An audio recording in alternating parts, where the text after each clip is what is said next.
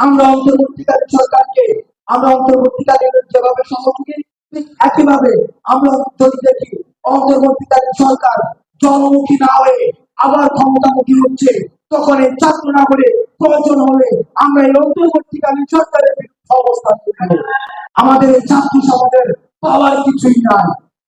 আমরা বুলেটের সামনে দাঁড়িয়েছি, ওয়াসিম যখন রক্ত দিয়েছে, আবু সাইদ যখন রক্ত দিয়েছে, মুগ্ধ যখন রক্ত দিয়েছে, হৃদয় তরুয়া যখন রক্ত দিয়েছে, তারা কোনো কিছু পাওয়ার জন্য রক্ত দেয়নি।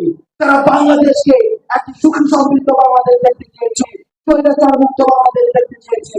আমরা স্বৈরাচার মুক্ত বাংলাদেশ এবং সুখী সমৃদ্ধ বাংলাদেশ দেখার জন্য একটি দায়িত্ব হচ্ছে এখন আমাদের ওয়াসিমের দায়িত্ব, ওয়াসিমের রক্তের দায়িত্ব এখন আমাদের। সুতরাং এই দায়িত্বের প্রতি কমিটেড থেকে আমাদের এমন কোনো কাজ করা যাবে না যেটিকে শুধুমাত্র আমাদের ব্যক্তি স্বার্থের প্রাধান্য পায়। ব্যক্তি স্বার্থকে বিসর্জন দিয়ে আমাদের রাষ্ট্রীয় স্বার্থকে প্রাধান্য দিয়ে আমাদেরকে একসাথে কাজ করে যেতে হবে। প্রিয় সহযোদ্ধা, আমাদেরকে প্রশাসনকে সহায়তা করতে হবে। আমরা দেখেছি সমন্বয়ের পরিচয়ে, সহসমন্বয়ের পরিচয়ে, ছাত্র নাগরিক পরিচয়ে বিভিন্ন অফিসে গিয়ে বিভিন্ন হুমকি ধামকি দেওয়া হয়। আমরা আমাদের জায়গা থেকে স্পষ্ট করতে চাই, ছাত্ররা সহযোগিতা করবে, ছাত্ররা হুমকি ধামকি দেওয়ার ছাত্রলীগীয় যে ধরনের কালচার হয়েছে সেই কালচারের প্রকাশন করবে না।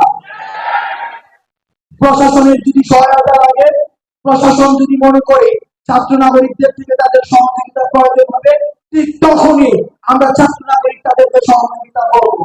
নতুবা ছাত্র